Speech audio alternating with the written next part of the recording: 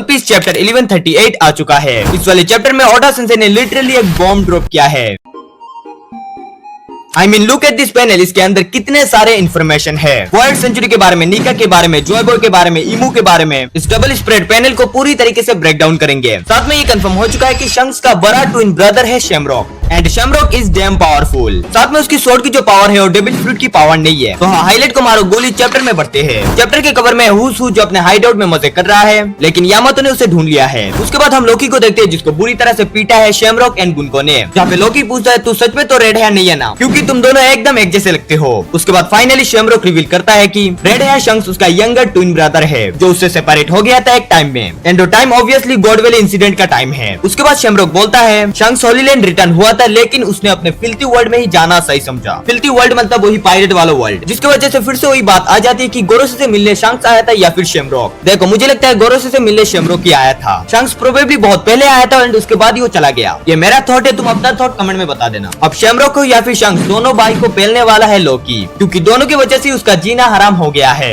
एक ने उसे बंदी बना लिया है, दूसरा उसे पीट रहा है। एंड अभी तुम्हें लगता है कि ये बंदा प्योर एविल है, लोकी प्योर एविल नहीं है। आई थिंक लोकी मार्वल वाला लोकी जैसा था वैसा ही कुछ है, प्योर एविल नहीं है वो।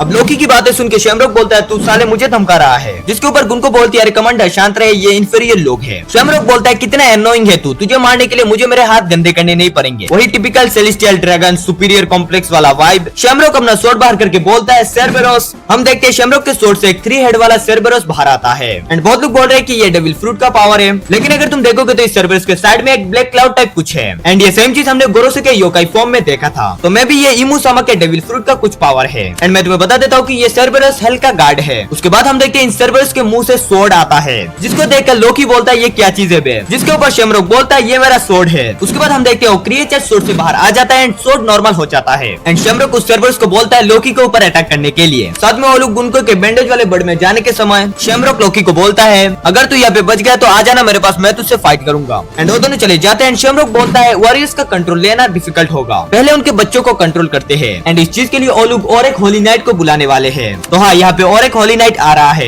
एंड यहाँ पे शैमरॉक ने बोला है कि उनके बच्चों को पहले कंट्रोल करते हैं एंड हमें दिखाया गया है कि अभी एल्बफ के जो बच्चे हैं वो पूरे ही डरपोक है, उनके अंदर अभी तिनका बराबर भी ब्रेवनेस नहीं है। एंड यहाँ से मुझे लगता है कि वर्ल्ड गवर्नमेंट बहुत पहले से प्लान कर रहा है कि एल्बफ को कंट्रोल में लेने का एंड आई थिंक इसी वजह से एल्बफ के बच्चों को ऐसे बनाया गया, जो जायंट्स वगैरह का ब्रेवनेस वगैरह है वो छुपाया गया और उनको डरपोक बनाया गया ताकि आराम से उनको कंट्रोल किया जा सके। एंड यहाँ से और ज्यादा कंफर्म हो जाता है कि भले दिखाया गया है कि एल्बफ में कोई रूलर नहीं है, लेकिन इन दी शैडो एक बंदा है जो सब कुछ कंट्रोल कर रहा है एंड फॉर श्योर वो बंदा वर्ल्ड गवर्नमेंट का कोई या फिर इमू होगा। अब इस चीज को यहीं पे रहने देता है, चैप्टर में पढ़ते हैं जहाँ पे शैमरॉक एंड गुनको ने जिन जायंट्स को पहला था उनसे बात कर रहे हैं लूफी वगैरह, जहाँ पे वो जायंट्स बोल रहे हैं कि शंक्स ने हमें पहला है, जिसको एकदम तहे दिल से लूफी अपोज कर रहा है। लूफी बोलता है शंक्स ऐसा कर ही नहीं सकता, कर ही नहीं सकता। लूफी शंक्स की काफी तारीफ करता है एंड नामी यहाँ पे लूफी को काइंड ऑफ फंस के टीज करती है कि इतना कॉन्फिडेंस, जिसके ऊपर लूफी बोलता है ऑफ कोर्स। एंड नामी तू भी तो गुस्सा करेगी अगर किसी ने बुरा कहा मेले मेरे के बारे में, जिसके ऊपर नामी भी कभी वो बेले मेरे है। देखो बेले मेरे काइंड ऑफ नामी के लिए मदर टाइप है एंड लूफी यहाँ पे शंक्स के साथ उसको कंपेयर कर रहा है, तो तुम समझ सकते हो लूफी के लिए फादर फिगर है शंक्स।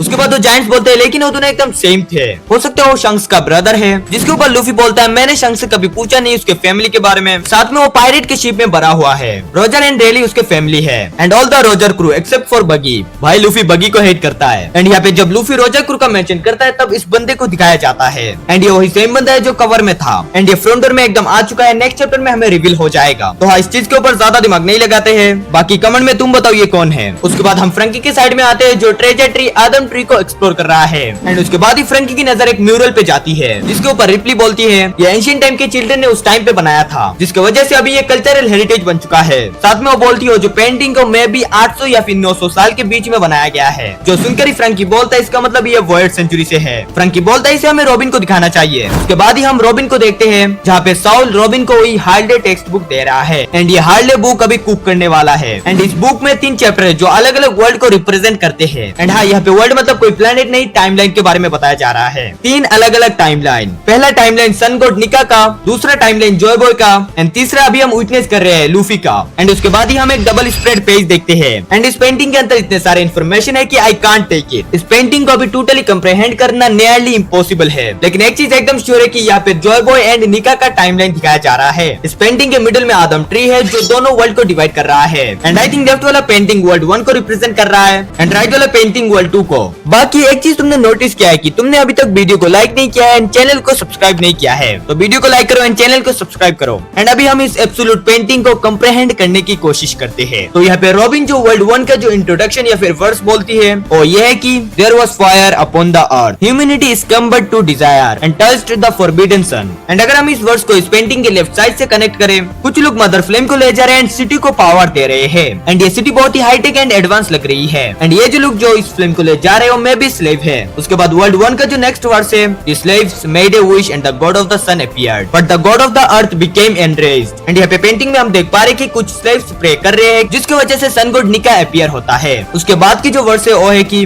alongside the serpent of hell enveloped the world with death and darkness they could never meet again। तो सन गॉड अपीयर होने के बाद जो अर्थ के गॉड है, जिसका एक थ्योरी है कि अर्थ के गॉड जो है वो इमू सामा है, वो एनरेज्ड हो गए एंड सर्पेंट ऑफ हेल के साथ मिलकर निका को रोका था। एंड ये चीज हम पेंटिंग में भी देख पा रहे हैं जहाँ पे ये जो क्रिएचर है ये मे भी इमू सामा है एंड ये क्रिएचर सर्पेंट ऑफ हेल है। एंड यही पे एक थ्योरी आता है कि जो रेड लाइन है वो सर्पेंट ऑफ हेल है, जिसने मे भी वर्ल्ड 1 के टाइम पे इमू के साथ मिलकर सन गॉड को हराया था एंड वर्ल्ड को कवर कर लिया था। इस पेंटिंग को देखने के बाद सब लोग यही बोल रहे हैं। बाकी इस पेंटिंग में और भी चीजें हैं जहाँ पे ये मे बी नोवा है एंड यहाँ पे हम ये क्राउन पहनने वाला कुछ दिख रहा है। अगर ये इमू है तो ये कौन है? साथ में यहाँ पे हम एनिमल स्लेव्स भी देख सकते हैं। एंड ऑल्सो ये जो क्रिएचर है ये मुझे लुनारियन नहीं लग रहे हैं क्योंकि हमने देखा था किंग के फेदर ब्लैक थे एंड इसके फेदर व्हाइट है, सो मे बी ये स्काइपी आइलैंड के लोग हैं। जहाँ पे और एक क्वेश्चन आ जाता है कि उनके फेदर काफी छोटे थे। बाकी तुम्हें क्या लगता है तुम कमेंट में बताओ। एंड ये मे बी आर्क मैक्सिम है। अभी हम चलते हैं राइट वाले पेंटिंग पे एंड वर्ल्ड 2 पे, जहाँ पे वर्ल्ड 2 का वर्स है कि there was breath upon the emptiness the god of the forest sent forth demons. यहाँ पे डेविल फ्रूट की बात हो रही है। The sun merely spread the embers of war. The people of the half moon dreamed.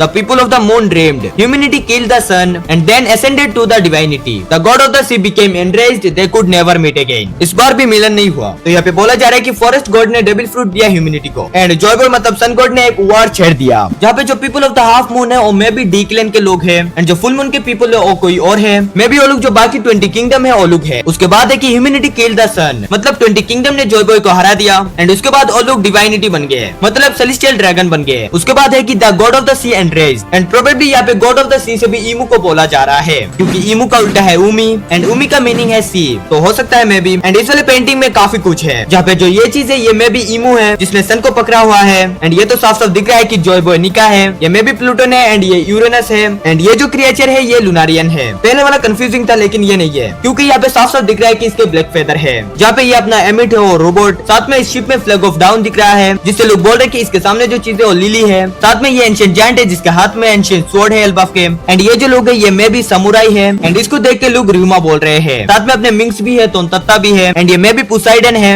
And यहाँ पे जो लोग है इनको बोल रहे हैं कि सोवेरेन किंग से ये यहाँ पे एक ऑल आउट वार चल रही है। अब देखो इस पेंटिंग का जो ब्रेकडाउन है वो सही हो भी सकता है या फिर नहीं भी, हम लोग बस प्रेडिक्ट कर सकते हैं। राइटर का काम है सही होगा या फिर नहीं, सही होगा तो मजा आएगा, सही नहीं होगा तो और मजा आएगा। एंड इस पेंटिंग के ब्रेकडाउन के लिए big shout out to Panini. And अभी जो थर्ड वर्ल्ड है जो अभी प्रेजेंट है एंड जो होने वाला है उसका वर्स ये है कि there was void upon the chaos the unbidden shadows remember the day of the promise and they heard the voice of the fragmented moon the god of the sun dances and laughs guiding the world to its end the sun will return and a new dawn will come and they will surely meet again। And इस word को मुझे explain करने की जरूरत नहीं है, तुम्हें obviously पता चल गया होगा कि प्रेजेंट की बात हो रही है। लेकिन एक चीज है कि कौन मिलना चाह रहे हैं, क्या यहाँ पे कोई दो स्पेसिफिक पर्सन की बात हो रही है या फिर कुछ और की। बाकी तुम्हें क्या लगता है तुम कमेंट में बताओ। एंड आई नो इस चैप्टर को लेकर अभी बहुत ज्यादा डिस्कशन कर सकते हैं हम। अभी इस ड्राइंग से थ्योरीज के ऊपर थ्योरीज कनेक्ट हो रही है। अभी इस पेंटिंग को लेकर 100 थ्योरी बन जाएंगी एंड बननी भी चाहिए भाई थ्योरी। देखो यहाँ पे मैं एक चीज बोलना चाह रहा हूँ कि अगर इमू निका वाले टाइम से जिंदा है, मतलब सन गॉड जब थे तब से जिंदा है, तो मैं भी सन गॉड के टाइम पे उसे अर्थ का गॉड बुलाते थे एंड जॉय बॉय के टाइम पे उसे स्वी का गॉड एंड अभी इमू सामा बुलाया जा रहा है। टाइम टू टाइम उसका या फिर उसकी नेम चेंज हो रहा है।